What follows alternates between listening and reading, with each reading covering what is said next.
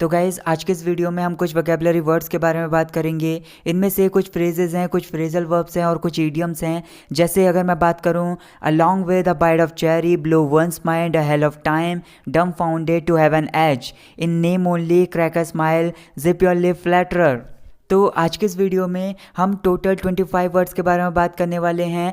साथ में इनकी मीनिंग के साथ हम उनके ऊपर कुछ एग्जांपल्स के बारे में बात करेंगे ताकि इन सभी को आप अपनी रियल लाइफ से रिलेट कर पाओ। तो चलिएगा इस वीडियो को स्टार्ट करते हैं। तो हमारी फर्स्ट फ्रेजल वर्ब है along with। इसका मतलब होता है किसी चीज़ को या फिर किसी पर्सन को मेंशन करते हुए जब हम बोलते हैं कि वो भी हमारे साथ है या फिर वो भी इस चीज़ में इन्वॉल्व है। तो जैसा अगर मैं एग्जांपल लूँ, would you like to come along with me, मतलब आप किसी से कहना चाह रहे हो would you like to come along with me, मतलब क्या आप भी मेरे साथ आना चाहोगे, मतलब आप उससे पूछना चाह रहे हो would you like to come along with me. अगली हमारी एक फ्रेज़ है इन नेम ओनली, मतलब एक ऐसी सिचुएशन है जो केवल नाम के लिए है, रियल नहीं है। जैसे अगर मैं बात करूं, he is your friend in name only, मतलब वो केवल नाम का ही तुम्हारा दोस्त है। He is your friend in name only. जैसे एक और एग्जांपल है, ही is a mechanic in name only, he knows nothing, मतलब वो केवल नाम का ही मैकेनिक है, वह कुछ नहीं जानता। ही is a mechanic in name only, he knows nothing. अगली हमारी एक फ्रेज़ है अ हेल ऑफ टाइम। इसका मतलब ये है कि कुछ काम है जो थोड़ा सा मुश्किल है या फिर थोड़ा सा अप्रिय है। जैसे अगर मैं बात करूं, I have a hell of time to take bath daily in winter season, मतलब विंटर सीजन में, सर्दियों के मौसम में रोज़ नहाना एक थोड़ा सा मुश्किल काम है या फिर थोड़ा सा अप्रिय काम है। I have a hell of time to take bath daily in winter season. अगला वर्ड है हमारा डम्बफाउंडेड। ये एक एडजेक्टिव है। इसका मतलब होता है कोई पर्सन है, अगर वो भौचक्का है या फिर हक्का बक्का है तो वो डम्बफाउंडेड है। जैसे अगर मैं बात करूं, when he told me what happened over there I was dumbfounded, मतलब जब उसने मुझे बताया कि वहाँ क्या हुआ था तो मैं हक्का बक्का रह गया, या फिर आप बोल सकते हैं कि मेरे पैरों के नीचे से ज़मीन खिसक गई। When he told me what happened over there I was dumbfounded. अगली हमारी एक इडियम है ब्लो वंस माइंड। इसका मतलब होता है कोई चीज़ है जो बहुत शानदार है, जो बहुत ज़्यादा आश्चर्यजनक है या फिर बहुत ज़्यादा इंटरेस्टिंग है, तो उससे किसी चीज़ को प्रभावित करना या फिर किसी पर्सन को प्रभावित कर देना। जैसे अगर मैं बात करूं, when I saw his performance on the stage it blew my mind, मतलब जब मैंने उसकी परफॉर्मेंस स्टेज पर देखी तो इसने मुझे प्रभावित कर दिया क्योंकि वो बहुत ज़्यादा शानदार थी या फिर वो बहुत ज़्यादा आश्चर्यजनक थी। When I saw his performance on the stage, it blew my mind। अगला वर्ड है ट्रिकल। इसका मतलब है बूंद बूंद करके टपकना या फिर बूंद बूंद करके चूना। जैसे अगर मैं एग्जांपल लूँ, you didn't turn off the tap tightly, water is trickling, मतलब तुमने टैप को, मतलब तुमने नल को पूरी तरीके से या फिर अच्छी तरीके से बंद नहीं किया, पानी बूंद बूंद करके टपक रहा है या फिर पानी चू रहा है। You didn't turn off the tap tightly, water is trickling. Next word is flatterer। It means a person who praises another person in order to win favor, मतलब एक ऐसा पर्सन है जो किसी की चापलूसी करता है, मतलब वो काम करता है जो दूसरा पर्सन चाहता है या फिर अपने फ़ायदे के लिए किसी की झूठी तारीफ करता है, तो वो फ्लैटरर होता है, मतलब चापलूस होता है। For example, we should not believe even his single word, he is a real flatterer. इसका मतलब ये हुआ कि हमें उसके एक भी शब्द पर भरोसा नहीं करना चाहिए, वो सच में एक चापलूस है। We should not believe even his single word, he is a real flatterer. अगला वर्ड है हमारा टाइमली। ये एक एडजेक्टिव है। इसका मतलब होता है कुछ है जो ठीक समय पर पूरा हुआ है या फिर एकदम सही समय पर। जैसे एग्जाम्पल है, thank you so much for this timely work, मतलब ठीक समय पर पूरा होने वाले इस काम के लिए आपका बहुत धन्यवाद करता हूँ। Thank you so much for this timely work. अगला वर्ड है हमारा इंडिग्नेंट। इसको हम इस सेंस में बोलते हैं जैसे कुछ है वो गुस्से से भरा हुआ है या फिर कोई पर्सन है वो बहुत ज़्यादा गुस्से में है या फिर गुस्सैल है, या फिर आप बोल सकते हैं कि वो बहुत ज़्यादा क्रोधित है, तो हम बोल सकते हैं कि वो इंडिग्नेंट है। जैसे एग्जाम्पल है, I asked her to go out for dinner but she gave me an indignant reply, मतलब डिनर के लिए बाहर जाने के लिए मैंने उससे पूछा लेकिन उसने मुझे इंडिग्नेंट रिप्लाई दिया, मतलब एक गुस्से से भरा रिप्लाई दिया, गुस्से से भरा उत्तर दिया। I asked her to go out for dinner but she gave me an indignant reply. अगला वर्ड है स्लाइट। इसका मतलब है कि कुछ है जो हल्का सा है या फिर थोड़ा सा है। For example, when I had a look at her she give me a slight smile. मतलब जब मैंने उसकी तरफ देखा, मतलब वो मुझे देखकर हल्की सी मुस्कुराई।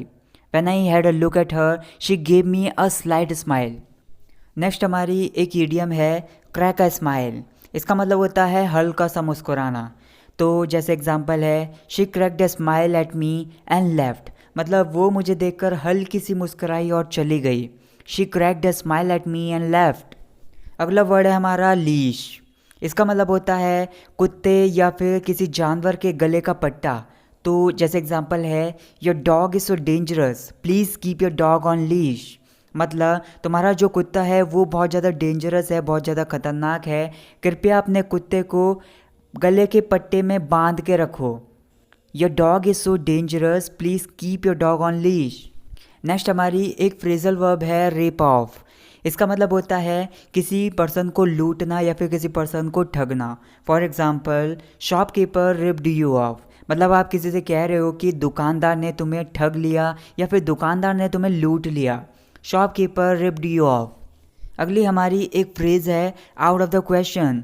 इसका मतलब है कि कुछ है जो असंभव है, मतलब पॉसिबल नहीं है, तो हम बोल सकते हैं कि वो आउट ऑफ द क्वेश्चन है। For example, making that girl understand is out of the question for me. मतलब उस लड़की को समझा पाना मेरे लिए असंभव है।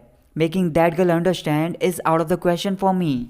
अगला वर्ड है हमारा टिमिड। इसका मतलब है कि कोई पर्सन है वो फट्टू है। मतलब आप बोलना चाह रहे हैं कि वो बुज़दिल है, मतलब वो बहुत जल्दी नर्वस हो जाने वाला है या फिर डर जाने वाला है।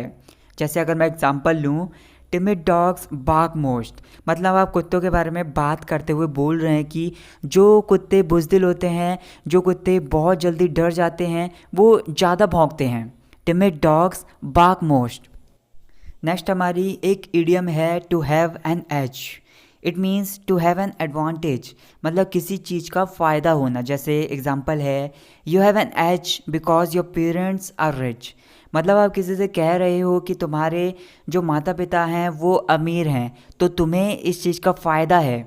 You have an edge because your parents are rich. अगला वर्ड है हमारा egocentric. It means a person is there who thinks only about own self, not about others. मतलब एक ऐसा पर्सन है जो केवल अपने बारे में सोचता है, जो दूसरों के बारे में नहीं सोचता है। मतलब आप सिंपली बोल सकते हैं कि वो घमंडी है, मतलब वो ईगोसेंट्रिक है। For example, you should give him also a chance, you are such an egocentric. मतलब तुम्हें उसे भी एक चांस देना चाहिए, तुम सच में एक घमंडी हो। You should give him also a chance, you are such an egocentric. Next हमारी एक फ्रेज़ है अ बैड एग।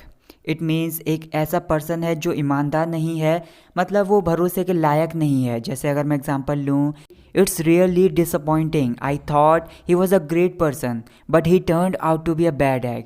मतलब ये सच में डिसअपॉइंटिंग है या फिर ये सच में निराशाजनक है। मैंने सोचा था कि वो एक अच्छा इंसान है, लेकिन वो एक बैड एग निकला। मतलब वो एक ईमानदार इंसान नहीं निकला, मतलब वो एक ऐसा इंसान निकला जो भरोसे के लायक नहीं है। It's really disappointing, I thought he was a great person but he turned out to be a bad egg. अगला वर्ड है हमारा एडमोनिश। इसका मतलब होता है किसी की गलती के लिए किसी को अच्छी तरीके से डांट फटकार लगाना। For example, his father admonished him to come late. मतलब उसके पापा ने देरी से घर आने के लिए उसकी अच्छी तरीके से डांट फटकार लगाई। His father admonished him to come late. अगला वर्ड है रिलीफ। इसका मतलब होता है कुछ दुख है या फिर कोई परेशानी है उसको कम कर देना या फिर उसको राहत पहुंचाना। For example, an injection relieved my stomach एक। मेरे पेट में जो दर्द था, एक इंजेक्शन ने उससे मुझे राहत पहुंचाई। An injection relieved my stomach एक। अगला वर्ड है हमारा मैग्निफिसेंट। इसका मतलब है कि कुछ है या फिर कोई पर्सन है वो भव्य है, मतलब शानदार है। For example, it's a magnificent chance to talk to her, go and talk. मतलब ये एक शानदार मौका है उससे बात करने का, जाओ और बात करो। It's a magnificent chance to talk to her, go and talk. हमारा अगला वर्ड है फीबल। इसका मतलब है कि कुछ है या फिर कोई पर्सन है वो दुर्बल है या फिर कमज़ोर है। For example, you should not walk because of your feeble health. मतलब तुम्हें चलना नहीं चाहिए, तुम्हारी कमज़ोर हेल्थ की वजह से, तुम्हारे कमज़ोर स्वास्थ्य की वजह से तुम्हें चलना नहीं चाहिए। You should not walk because of your feeble health. Next हमारी एक इडियम है जिप योर लिप। इसका मतलब होता है मुंह बंद करना या फिर मुंह बंद करके रखना। जैसे एग्जांपल है don't tell the secret to anyone, zip your lip. मतलब इस सीक्रेट के बारे में किसी को मत बताना। मतलब आप किसी से कह रहे हो इस सीक्रेट के बारे में किसी को मत बताना। जिप योर लिप, अपना मुंह बंद करके रखना। Don't tell this secret to anyone, zip your lip. अगली हमारी एक फ्रेज़ है a bite of the cherry. इसका मतलब होता है कुछ करने का सुनहरा अवसर या फिर कुछ करने का सुनहरा मौका। मतलब ये छोटी छोटी चीज़ों के लिए यूज़ किया जाता है। जैसे अगर मैं एग्जांपल लूँ, give me one more bite of the cherry to solve it on my own. मतलब आप किसी से कह रहे हो कोई क्वेरी है उसको सॉल्व करने के बारे में आप बात करना चाह रहे हैं कि इसको अपने दम पर सॉल्व करने का मुझे एक और मौका दो, एक और अवसर दो। Give me one more bite of the cherry to solve it on my own. अगला हमारा वर्ड है hassle.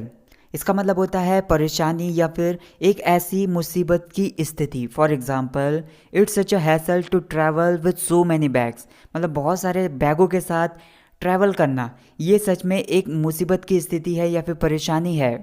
It's such a hassle to travel with so many bags. So that's it guys for this video. Guys आपके लिए homework है, आपके सामने 4 phrases हैं। A bad egg, a bite of the cherry, in name only, a hell of टाइम। Time सारी phrases को मैंने इसी वीडियो में लिया है, तो मैं चाहता हूँ इनमें से कोई भी फ्रेज़ की मीनिंग आप मुझे कमेंट करके बता सकते हैं, या फिर अगर सभी की बताना चाहते हैं तो सभी की मीनिंग मुझे कमेंट करके बता सकते हैं। इससे आपकी प्रैक्टिस भी हो जाएगी और मुझे भी अच्छा लगेगा।